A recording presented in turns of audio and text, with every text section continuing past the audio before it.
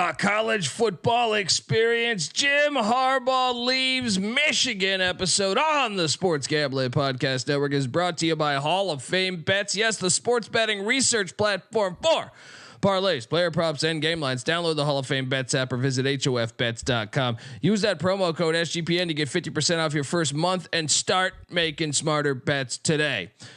We're also brought to you by Cut. Cut is a peer-to-peer social betting platform that's U.S. based and available in 40 different states. Head to cut.com. That's KUTT.com. Use that promo code SGPN for a 10% deposit bonus. And we're also brought to you by the SGPN merch store. 15% off everything in the store from now into the end of the month with the promo code playoffs. So get on over there and cash in. All right. And remember, as always, folks, too, let it ride. Hey, this is Pac-Man Jones. You're listening to SGPN. Let it ride.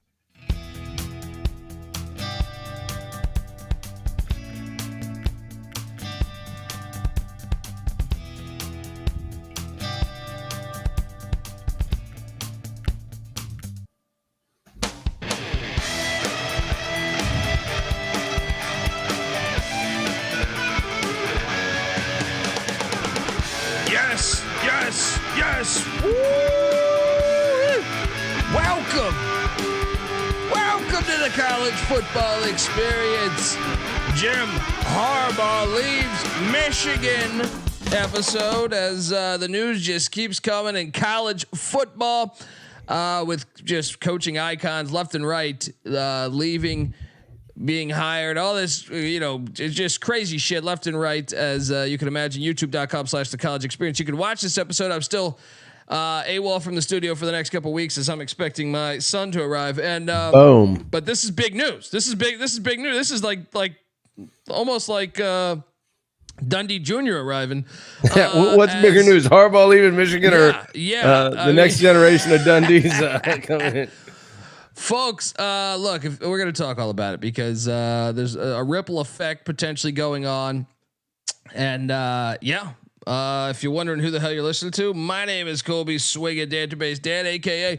Pick Dundee. That's not a pick. This is a pick. He was raised in the land down under, where a man thinks on his feet, speaks with his fists, and lives by his wits. When Dundee happened, he was a superstar. I'm probably drinking too much and celebrating too much and not sleeping. Would have killed a normal man, but no, that's gone. The medical advice I got from that was like being hit by lightning. Pretend it never happened and get on with your life. Woo! Now, to me, it was a no-brainer. I know it sounds crazy because I prefer college football over the NFL by a million, but it was a no-brainer. Wasn't as shocked, I think, as some might be. Anyway, and by the way, shout out to the great Rob Christensen. Boom. Hooking me up with that fire sweatshirt. Represent. Touchdown, Washington Redskins, my Frank Herzog. I am joined by my co-host. Give it up for former JMU Duke defensive back, the burrito eating, sideline kiss stealing, wheeling and dealing, Patty C in the place to be. Hi-oh. Up. Let's get it going. Let's get it fucking going. Yeah, buddy. I mean, a little bit of the heartbreaking news here, but let's be adults here. Interesting nonetheless. Huge ripple effects across both landscapes, the NFL and college football, in one fell swoop. Look, let's figure out what it really means. Well, I want to just say, hey, are you happy now, NCAA? You got another coaching icon, to leave essentially. I don't think he would have left had he not had the pending, investigations going, plural. He was looking at potentially he could have been suspended for the whole season next year. Yeah. He's 60 years old. He'll be 61 in 2024.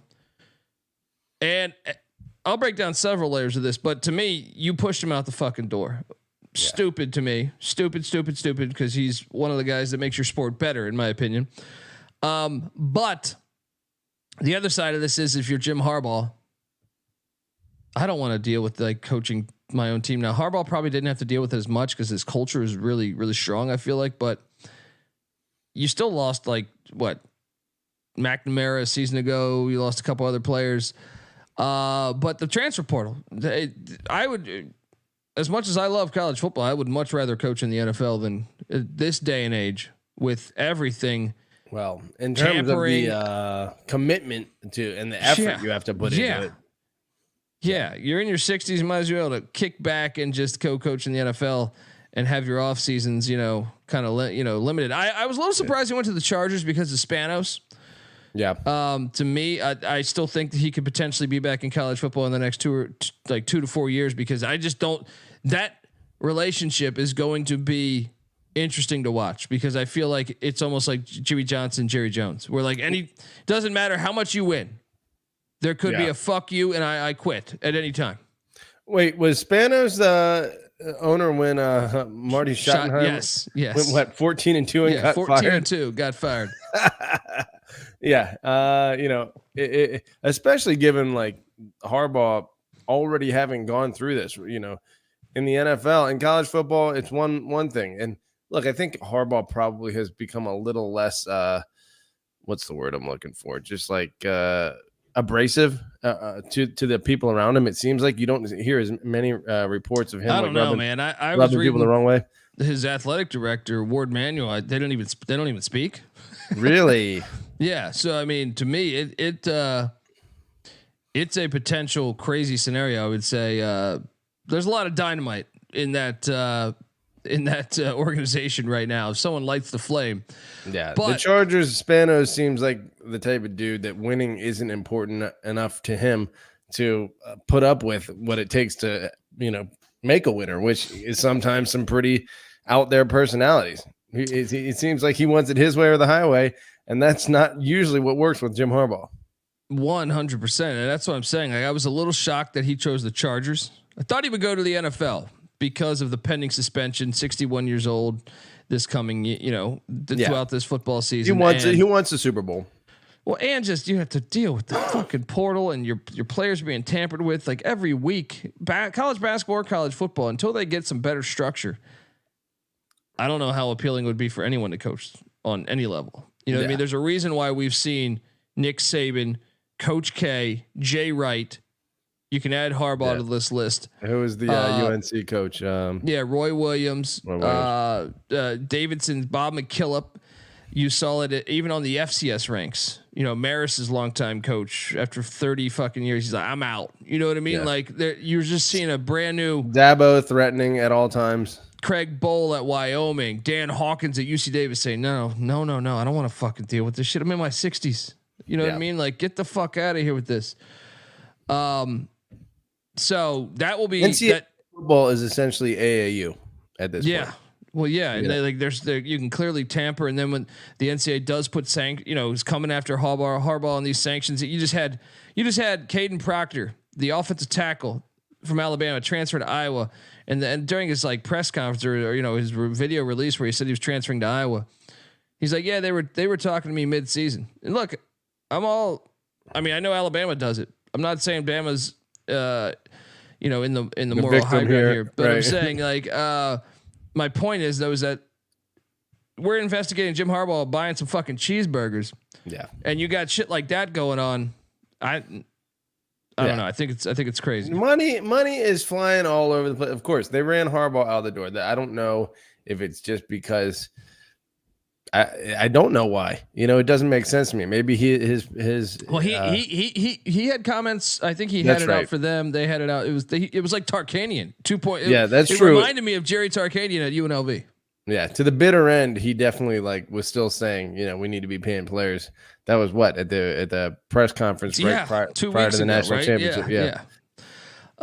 So I guess the first thing we'll say is where do they turn? I think the big thing is Sherrone Moore. I think everyone's thinking Sherrone Moore. He coached Michigan twice, 2 different stints He coached one early. Was it the Bowling Green game? I forget. There were the first 3 games were divided among 4 coaches. I want to say Jesse Minter was head coach. That's what's hilarious. Is like, did Harbaugh even coach the national champ? Like, he coached 4 games this past year. It was his program, but he only coached half the games. Yeah, if even half, a fourth. But Sherrone Moore, that's one I know. There's reports with Lance Leipold. There's reports with other hot coaching names. How would you buy it into that right now? As far as what do you mean buying into it? Like buying into the potential that it's not Sherrone Moore. We saw Sherrone Moore cry saying, I fucking love you, Harbaugh. I love this university. Yo, Adrian. Yeah, I mean, I just feel like it's a shoo-in. I know Noah, who's a Michigan fan there in the state of Michigan. He said, "Oh, it's a done deal. Sherrone Moore's next." But you see these reports. Well, let's be honest. Sherrone Moore has no real experience outside of the University of Michigan, and I think it's a relatively recent, promotion to the offensive coordinator gig. But obviously, maybe they have a pretty good idea of what he's bringing to the table, and obviously, he's going to create stability there. So when you're a national championship caliber team, stability is important. You don't want to fall off the ledge once you've gotten to the top of the mountain. So I think, he seems like a perfect cultural fit for Michigan. He loves them. You got to fucking love him based on those interviews. But are there candidates out there with far better credentials? Of course. So Sherrone Moore played at Oklahoma. Was a guard at Oklahoma in the mid 2000s. He then was with Charlie Strong at Louisville. Then Dan Enos and John Bonamigo at Central Michigan before Harbaugh hired him to the Michigan staff in 2018. So he's been with the Michigan staff since 2018. Tight ends coach, offensive lines coach, offensive coordinator. Then somewhat head coach this past year. I just think that's the one, right? I would be pretty shocked. Now, obviously, this could have the ripple effect. We saw this with Saban going, them getting DeBauer. Could they land Lance Leipold? I saw Chris Kleiman being mentioned. I saw, everyone, even Matt Campbell, which I don't even.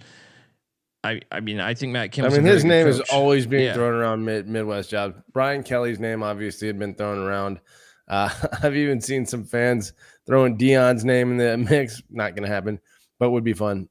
Marcus Freeman's name getting thrown in there. All of those seem long shots compared to Sherrone Moore at this point.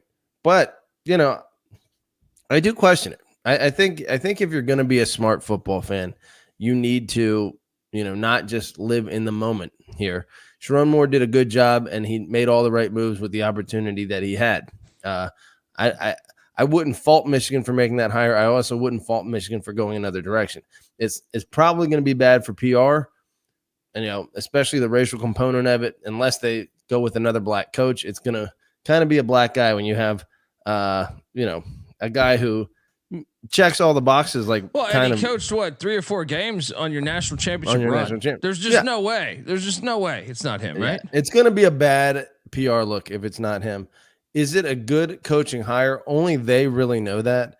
But if they have confidence in him, and so far he has shown that, I think, look, you had to take a little bit of a flyer on Marcus Freeman, and it's worked out for Notre Dame. So if you have a guy that you think is the guy, he's young. I would even argue that this one with Freeman, we didn't even see him coach any games. We got a pretty good big sample size of Sherrone Moore this year. I would say that's true as a head coach, but Freeman was the defensive coordinator at Cincinnati during their playoff run.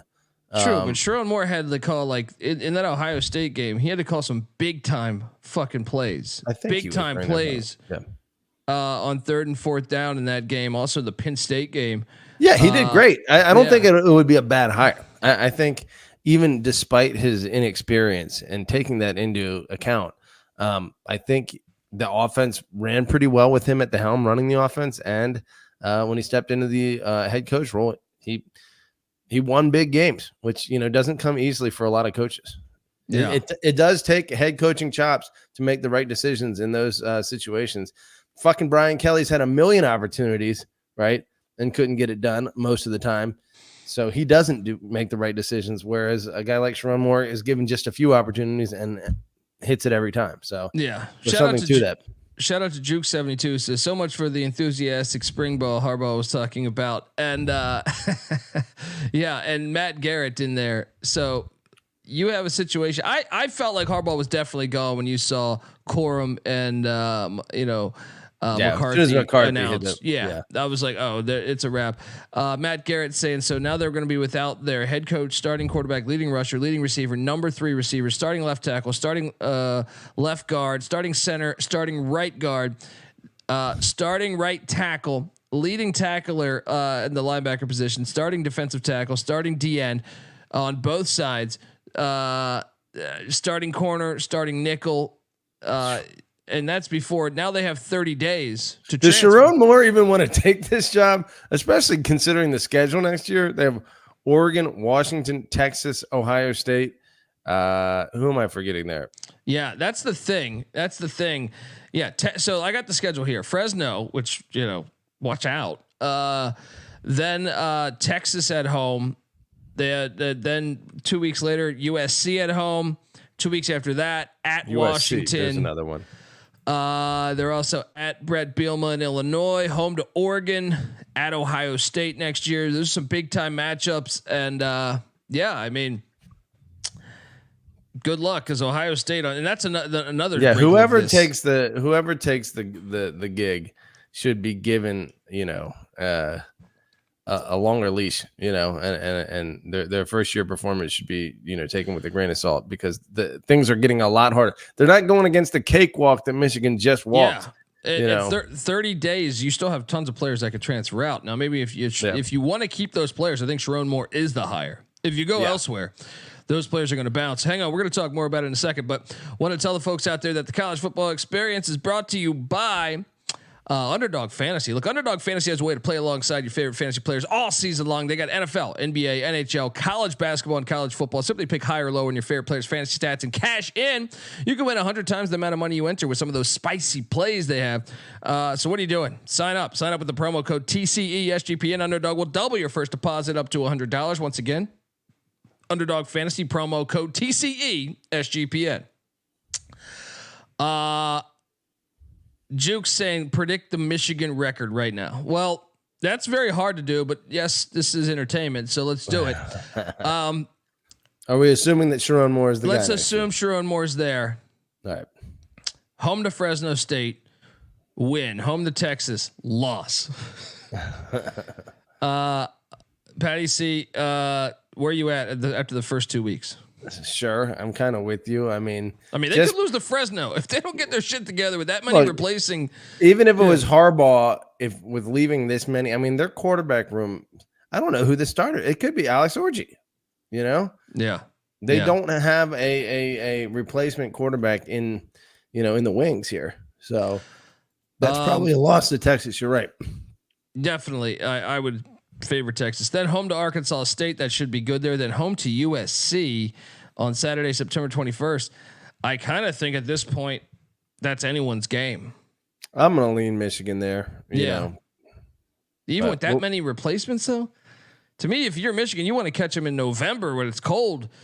I think that's anyone's game. It's true, but I think when you are both breaking in a new quarterback, it pays to be at home. It pays to be at home at any point, and then it pays to be a running oriented team, which Michigan is.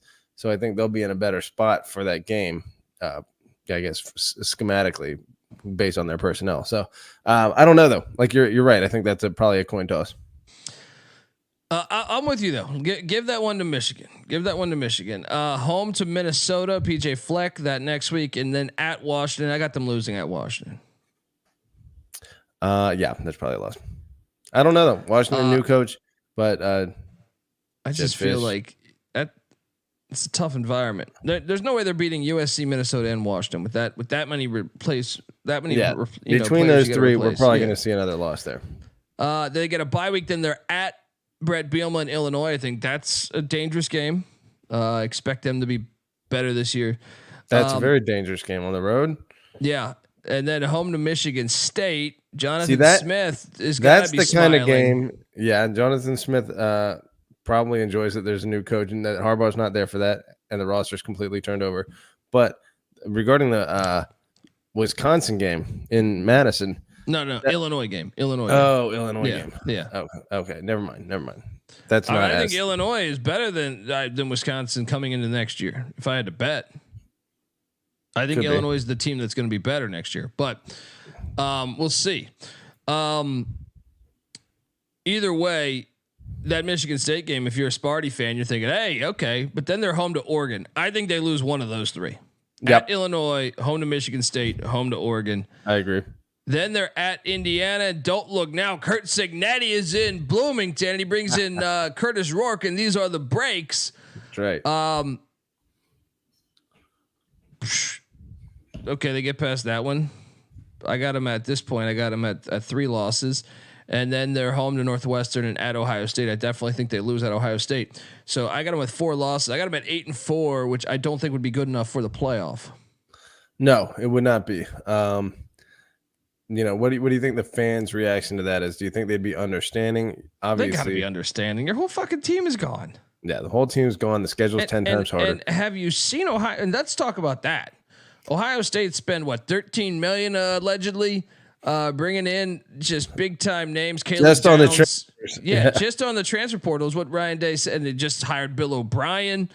Ohio State going all in. They think that, even before this decision, they thought there was blood in the water with Michigan, and they just needed to. From a rivalry standpoint, I think that Ryan Day could feel the pressure.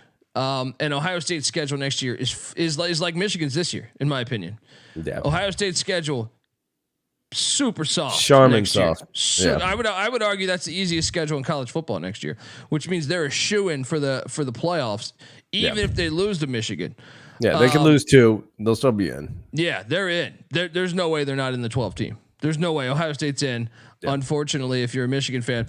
But, this is if you're a Buckeye fan, Christmas came on January 24th, right? Yeah, true. They were going to be competitive in Columbus next year anyway, but I think this strongly, now what would put the spread on this game at this point, at this early juncture? Buckeyes -7. Yeah. Weehawk's got a good question here. Shout out to Weehawk. Would the record be better with Harbaugh and the roster turnover? How much better? Yeah, I think Harbaugh. You want people to hate me. I think Harbaugh's a better coach than Nick Saban. Right. And I think you've seen it in the NFL. You've seen it in the FCS. I think now obviously Saban killed it at college football, but you could say Harbaugh did the fucking same. You win that much at Stanford. You can't compare Nick Saban and Jim Harbaugh's college resumes. They're incomparable. Nick Saban destroys Harbaugh's college record. I would argue that Harbaugh's is way more impressive to me. Doing what he did at Stanford was very impressive. And San Diego. He took them. San Diego. Well, San Diego, I didn't know as much about what there were as a program. I'm guessing they were pretty bad before he got there, and he turned them into a winner. Yeah. Stanford was about to literally get rid of the program. They were on the verge. Really struggled under Buddy Tevens. Yeah. I will argue that any day. Bring it on, GBO Farms. Look, Saban, what did he do at Michigan State? Didn't do much. Good. One great year? Didn't even win the Big Ten. Look, overall, Alabama's winning national championships every decade, even before him. Gene Stallings won one in the 90s. Bear Bryant before that. You know what I mean? Like, you can go on and on. So to me, it's like, yeah, Saban dominated, but he did it at a place that dominates, regardless of Saban. Yeah, it's hard to know how much to attribute Saban's recruiting prowess at Alabama to him, or how much of that is related to the program. Either way, he was pulling in top classes, 10 years in a row. He did always have the most talented team in college football. Again, does that make you a great coach, being able to recruit that to that level? Yeah, I think in college football it does.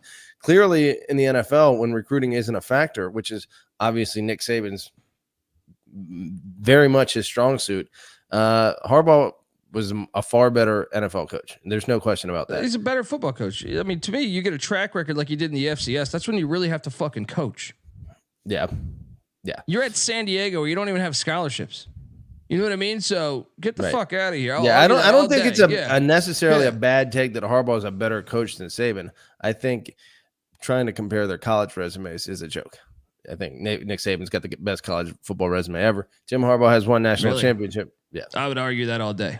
Okay. So I just think, to me, you win at Stanford. That's winning at Alabama. We've seen many national championships at Alabama. That's true. He did take Stanford to 12-1. They throttled Virginia Tech's ass in the Orange Bowl. They were almost. What was their loss that year? What was that? 2000. SC. Was that SC? Or was that 2008? I feel like they lost one bad that their one loss was bad that year. But either way, upsetting USC. With when USC was number 1 and Stanford had just gone 1-11 the year before. That's phenomenal coaching. That's phenomenal coaching that Harbaugh did there. Shout out to Matt Garrett, who gave us $10 saying, I helped fund the OSU NIL collective thanks to all the quality locks via SGPN. Pick Dundee. Come down to my tailgate this fall, fellas. Yes, I mean, the Ohio State is OSU. I mean, that's Ohio State, not Oregon State. I mean, they're loaded, man. They're fucking loaded this next year. They're just, I don't know. Georgia's the only team right now that I think could beat them off the top of my head. You know what I mean? Like you Georgia's look at that roster, pretty damn good. The one concern to me is Will Howard. Like, Will Howard is still a guy that A, gets injured all the fucking time, and B, how great of a passer is he with now? They're going to be a strong run team, but I mean, that's the a only question mark for sure. Yeah. Anyway, look, we're going to talk about the Charger side of things in a second here. But before I do that, I want to tell you folks out there that the college football experience is brought to you by Cut. Cut is a peer-to-peer social betting platform. It's U.S. based and available in 40 different states. P2P social betting is a new and better way to bet. Bet directly against your friends or other users on sports, politics, pop culture, and other events with verifiable outcomes. Plus, they got a ton of fun social features that give it a feel of a betting social network, so to speak. Cut offers lower vig and fully customizable odds. Create your own bets. All that good stuff. Cut handles the payment side of the thing, so you don't got to chase down old Timmy coming out of the fucking dive bar with the lead. You got your lead pipe ready to crack them, get your money. No, you don't have to do that. Cut's going to handle all that for you. Social features include group chats, betting leaderboards, head-to-head history, user profiles, fan groups, and much, much more. And look, when I say Cut's going to handle all that, they're not going to be outside of the bar with the lead pipe. They're just going to make sure he pays first. So check out cut.com. That's KUTT.com and use the promo code SGPN for a 10% deposit bonus. We're also brought to you by Hall of Fame Bets. Yes, win bigger by betting smarter this NFL season with Hall of Fame Bets, the sports betting analytics platform for parlays, player props, and game lines. Research every NFL, NBA, and soccer bet with historical stats and data. Stop betting in the dark and join over 30,000 users researching with Hall of Fame Bets to craft more intelligent, data-driven parlays. Download the Hall of Fame Bets app or visit HOFBets.com. Once again, use that promo code SGPN to get 50% off your first month today. Start researching, start winning with Hall of Fame Bets. And folks, don't forget the SGPN merch store. We're brought to you by them. 15% off everything in the store from now to the end of the month with the promo code playoffs. We're competing against other shows for a bonus. So, hey, TCE fans, go get that Patty C fan club shirt. Go get that college football experience or Pick Dundee t-shirt. And remember, as always, folks, too, let it ride. All right. Now, yes, Alabama was 26-23 under Shula. Understandable, but it's still Alabama. They were like one of the most winningest programs before Nick Saban. Nick Saban came in and dominated. Credit to him. I'm not saying he's a bad coach, but I would argue all day that winning at Stanford or winning in the FCS. Yeah, the previous guy, the previous owner of the most national championships of all times by a single coach at a single school, also belonged to Alabama. So if there's a place where you can win a lot of championships as a head coach, it's already been proven that Alabama is that place, even though that's a relatively small sample size, I guess, if it's just Bear Bryant, but look, I'm not trying to discredit Nick Saban. Nick Saban that's what I'm saying. I'm not trying to, it's just, I would argue, I believe in my argument. I think you make a point that very few people are willing to even dive below the surface level and make. And so what happens if Kalen DeBauer wins a national championship in like the next 5 years at Alabama? Because we saw. wins, I mean, 2 or 3. Then they'll give Saban a lot of credit for building it to that point. But building it's been there. that's true. I mean, LSU, like you said, who won a championship at LSU? I got to pull up their thing, but I want to say it's Les Miles, Ed Orgeron. And then I feel like someone else lost back in the day, right? Yeah, did they get one 50 in the 50s. They got one, right? Oh, maybe it was Les Miles lost one and won one. But either way, they went to 4. And so basically every 4 years they were in the national championship. And after how many years would you say after a coach leaves the program, would you say it's the new coach's program? You can ride someone's coattails for like 2 or 3 years, I feel like, but after 4 years, that's your program now, Yeah. And look, they did it for like 15 or 16 years where they're still winning after Saban left. So I think LSU has proven itself to be, a program independent of what Nick Saban did. And I think Alabama has proven that prior and will prove it afterwards too. Yeah, I mean, I watched Jay Barker and fucking Gene Stallings and George Teague win a national championship in the fucking 90s. I mean, come on. True. Who are we kidding here? Let's talk about the Chargers side of things because, like I said, I think there's a lot of dynamite within that. This is one we could look back and it could work out and the Chargers could win a Super Bowl. I also think you could look back and say Harbaugh leaves in 2 years and maybe he heads to another NFL team or maybe he heads back to college. I don't know. Or maybe he just retires. But I don't know. I think to me, the Chargers are a forgetful ass franchise in LA. They're cooler in San Diego and I don't know, Harbaugh coaching that filthy SoFi Dome. I hate that stadium. Yeah, there's a lot to hate. I don't want to hate. I want to wipe the plate clean and give the guy a fair shot. But what they play, like you said, they moved from San Diego. That makes them hateable. They're the number 2 team in their own city. That makes them hateable. They abandoned the shit out of their loving fan base in San Diego. And they play in a fucking dome. There's a lot to fucking hate. Yeah. Yeah. Now let's make a little prediction here. How long do you think he lasts in LA? 4 or 5 years. Do they win a Super Bowl? I don't think so. No, I think he went. That's the wrong gig for him to win a Super Bowl. I just think with Herbert, that's awesome. But once again, they're going to clash. I guarantee you Spanos and Harbaugh are going to clash. And I just don't see it ending well. But can he win a Super Bowl quickly there? Potentially. I think he walks into a more talented team than people realize. I mean, look, that's always been the thing with Harbaugh is when he's going to establish the run, he's going to have a good defense. And when the quarterback play is elite, like when they had Andrew Luck, then all of a sudden they're a great team. For the first 5 or 6 years at Michigan, he wasn't able to develop a quarterback and they never could get over the hump. But once he got a good quarterback like McCarthy going, lo and behold, they're able to get over the hump. He walks into a guy who's hitting his prime as a franchise NFL elite quarterback. So it's a good situation. He's a hell of a lot better quarterback than they had in Alex Smith or Colin Kaepernick. That's for sure. Yeah, 100%. All right, folks. Well, look, NC Nick's at Disneyland spending all of his money. He'll be back. We're going to break down the ACC and Big 12 schedules over the next 2 weeks. Buckle up. We just dropped an FCS episode with going through every single FCS coaching change on the FCS college football experience and this very podcast. College basketball experience will be back later tonight, having a big time day in college hoops as far as big time matchups, and the slate to March continues to heat up. Give Patty C a follow on Twitter at Patty C831, and we'll be back breaking down. If it's Sherrone Moore, we'll be back talking about that and obviously everything else going on in college football. We talk college football year round. We've been doing this shit for years. Give NC Nick, who's not here on this episode, a follow at NC__NICK. Tell him you missed him. I'm on Twitter at DColbyD. The college football experience is on Twitter at TCE on SGPN.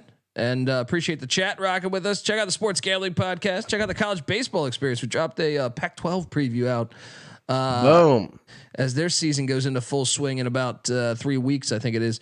I got one more thing to say. What's that? I was commenting before about how the Houston Oilers were able to rock the Columbia blue, the powder blue, whatever, and turn it into a thing. You either have to become, you're either a pussy team when you're wearing that colors, or you become bad guys, or you do something. There has to be something about you that makes you cool and takes it to a different level. Harbaugh slamming the ball down the throat while wearing powder blue jerseys, it's kind of cool. It could be a thing. Weehawk in the chat's already saying he's going to be the Chiefs' next head coach after Andy Reid leaves. His wife's from Kansas City. We're already getting Harbaugh on the move talk. Yeah, I like him in the dark blue, man. Go back to the Stan maybe he Humphries brings those era. back. Stan Humphries, Junior Seau era. Folks, appreciate you rocking with us. We'll be back talking more college football, obviously throughout the week. And as you know, ACC just dropped their schedule. We're gonna break it all down, folks. We already dropped the Big Ten and SEC schedule breakdown. So go listen to those episodes. And until next time, this is the College Football Experience. You better start thinking about yours. And we out of here. Run and shoot.